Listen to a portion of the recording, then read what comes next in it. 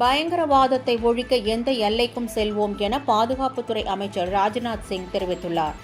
பகல்காம் பயங்கரவாத தாக்குதலுக்கு பதிலடி கொடுக்கும் விதமாக இந்திய ராணுவம் ஆபரேஷன் சிந்தூர் தாக்குதலை நடத்தி ஆக்கிரமிப்பு காஷ்மீர் மற்றும் பாகிஸ்தானில் உள்ள பயங்கரவாதிகளின் முகாம்களை அழித்தது.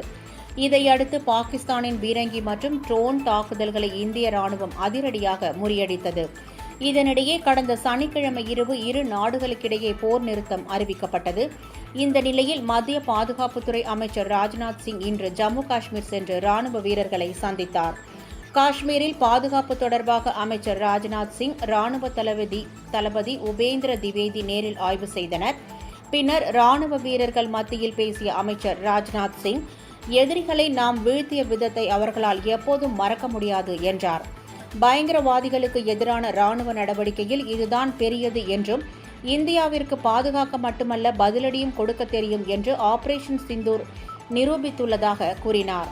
மேலும் பயங்கரவாதத்தை அழிக்க இந்தியா எந்த எல்லைக்கும் செல்லும் என்றும் அவர் அப்போது கூறினார்.